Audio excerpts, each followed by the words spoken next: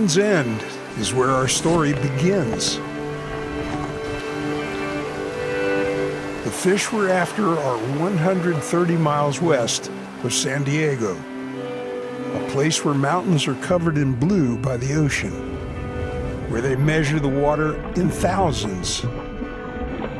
This is the battleground for bluefin tuna.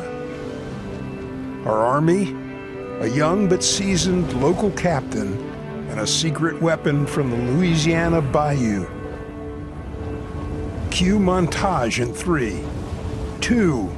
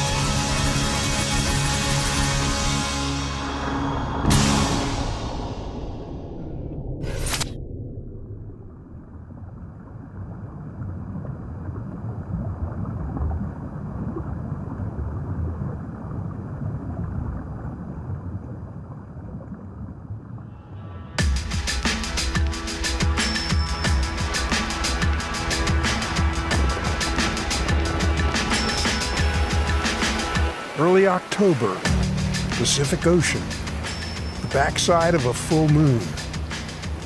This is the scenario as we gear up to experience the resurgence of big bluefin tuna on seamounts far from shore. The launch point is San Diego, California, a city of 1.4 million that's 17 miles north of the Mexican border. San Diego is the gateway to the most legendary bluefin tuna fishery in the United States. Introducing a new generation of angler for the latest evolution of this fishery. Captain Brandon Nelson, born and raised in San Diego, a true bluefin whisperer. His partner, Kyle Bone of Osprey Charters in Venice, Louisiana, who has battled all manner of game fish in the Gulf of Mexico. These two don't care much about yapping about fishing. They'd much prefer to be, yeah, you know, fishing. Can you restate the question?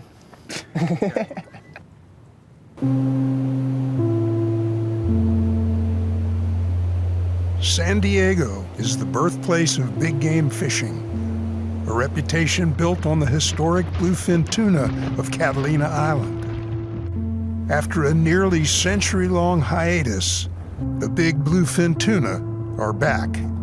About 5 or 6 years ago, we really started to see this resurgence of this bigger bluefin, this body of fish that has been coming into our waters now for the last 5 or 6 years. And prior to that, we had bluefin, but not in the numbers or in the size that we currently do. So we've been very fortunate for this last period of time to be able to target these really trophy fish anywhere from 30 to 130 miles from San Diego, given kind of the time of the year, where they're at and what they're doing.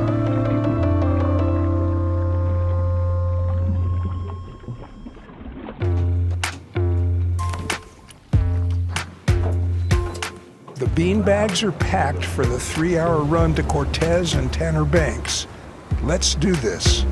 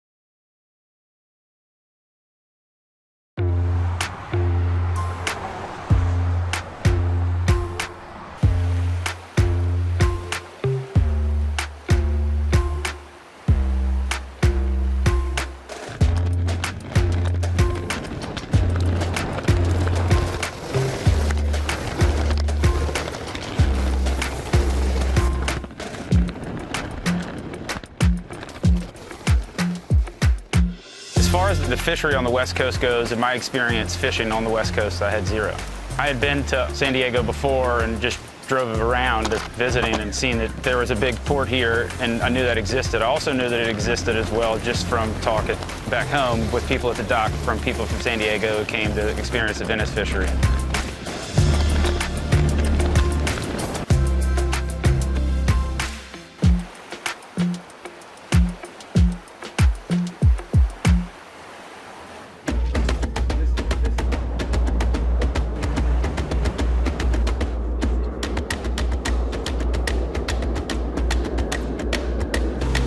Brandon sets a course for Cortez and Tanner Banks, which are 130 miles from Kona Kai Marina on San Diego's Shelter Island. These seamounts come within just a few feet of the surface. While anglers continue to tinker with different bluefin tactics, Brandon employs the most historic technique.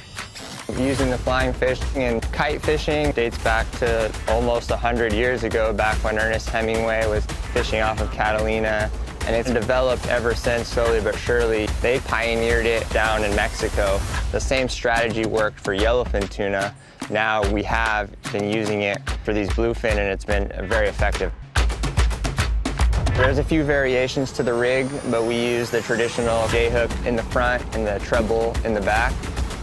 And sometimes they hit it in the head, sometimes they hit it in the back. You just gotta have a hook wherever they wanna hit it. But with the kite, we're able to present a pretty heavy leader on these things. All the fish are seeing 98% of the time is just the bait there floating on the surface.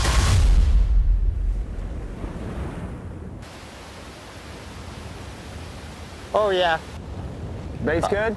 Yeah, it looks great. We're coming right into that breezer. So everybody get ready. Oh, you got rolled on! You got rolled on! Drop it, drop it, drop it! Oh! You're on! Reel, reel, reel, reel!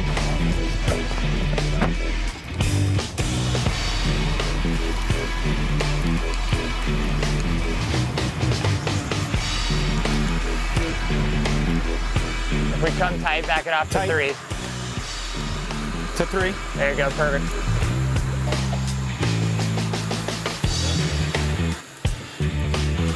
Don't stop reeling. You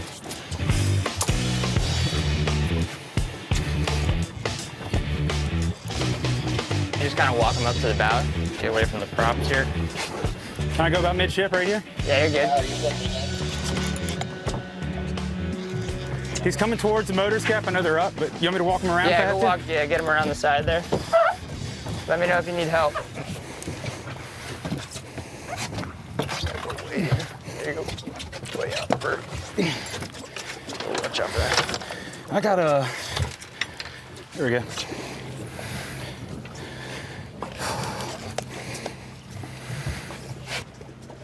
Probably go all the way up to the bow with that one. Playing run around Rosie Cap? Yeah.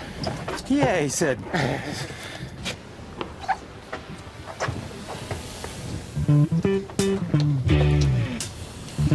Gonna need that second gap pretty handy here, guys. I got it. Oh, he's got all the troubles. He's donezoed. We got him. Walk down that way.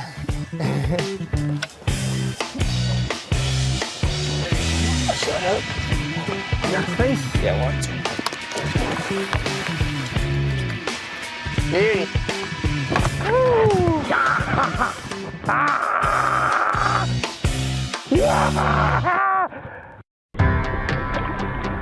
And oh, by the way, we're only halfway through day 1.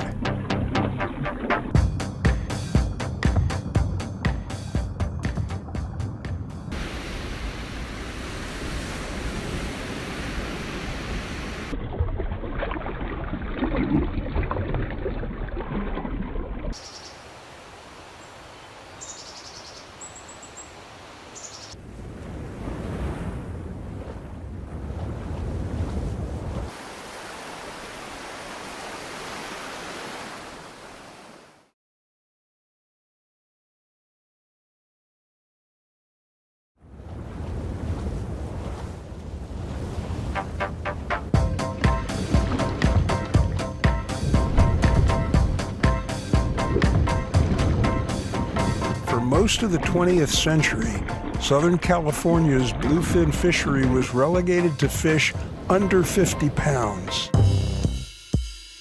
Today, the giants typically found in Japan and Nova Scotia have reappeared in SoCal, kicking off an incredible new chapter in San Diego's story. Managing this fishery is critical, as the value of bluefin around the world has skyrocketed. In 2019, a 612-pound bluefin fetched $3.1 million in Japan. That translates to $5,000 per pound.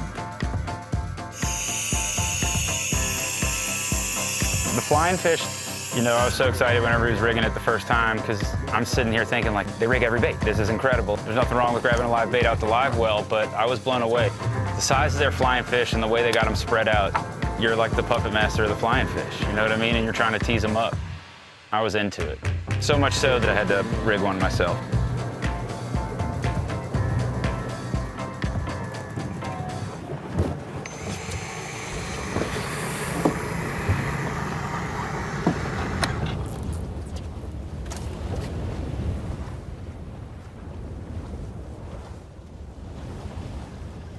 We're fixing to get a bite. Ooh, you're on! Reel, reel, reel!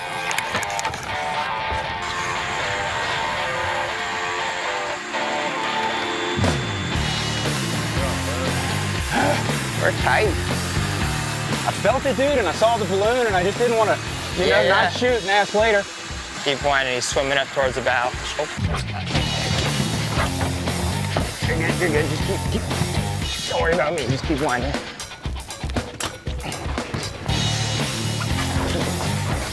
We got one on the line here and trying to get another one going here. Got barely just enough wind here to get the kite out, but there's a lot of fish around right here. We marked a good school before we got bit.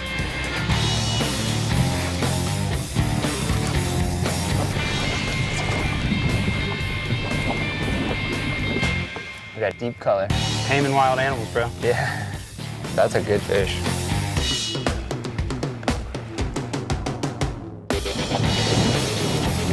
Grab that other gaff. Quick, quick, quick! Got him. Hold on, you got both the gaff? Yeah. You got him? Yeah. Come on the other side. Yep. 1, 2. Come on, baby. Come on. Yeah, baby! Yeah! That's a nice one, brother. Let's go. Ah. Yeah, dude. Yeah. Thank you, man.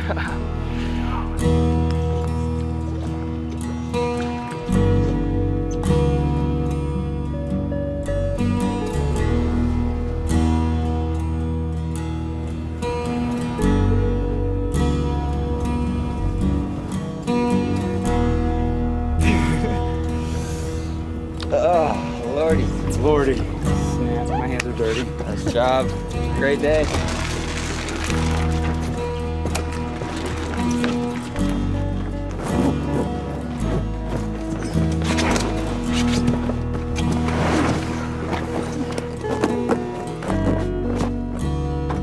Tomorrow is a new day, a day full of possibilities.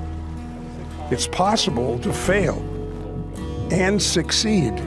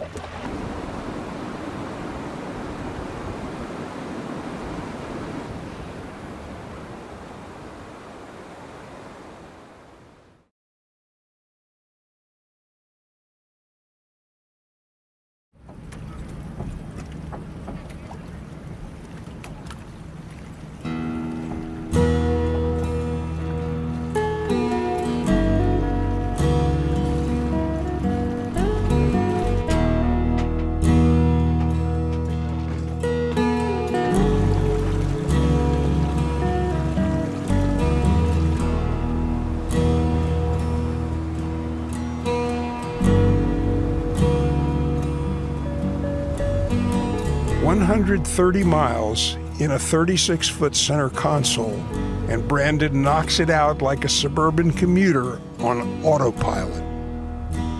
Any way you put it, it's a crazy run, running 130 miles from San Diego. We're used to making those 60, 70-mile runs to San Clemente Island all the time. That seems like a home game now.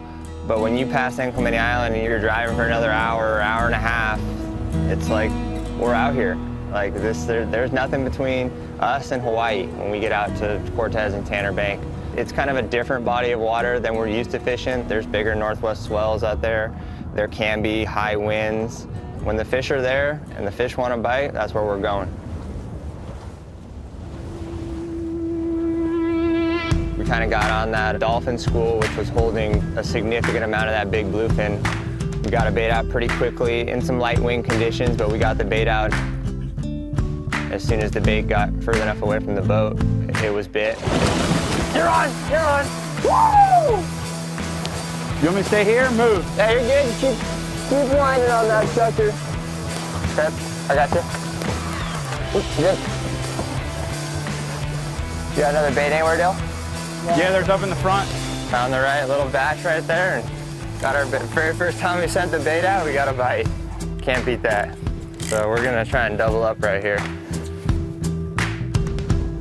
That was crazy. I saw the tunas on the surface, and I could see them like, disturbing the surface. Then there it went. As we drifted along there, we had another bait rigged up, ready to go, and sent that one out.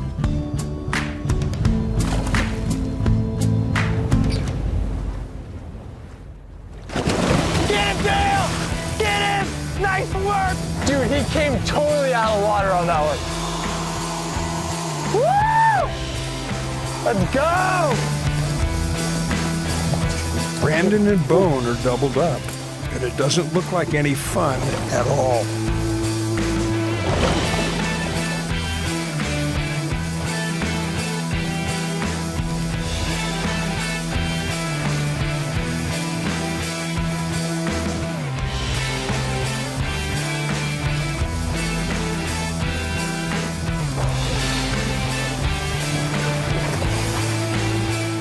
Nice work, boys! We got him! Got him! Yeah! Woo! Beauty. Fire. Job well done, boys.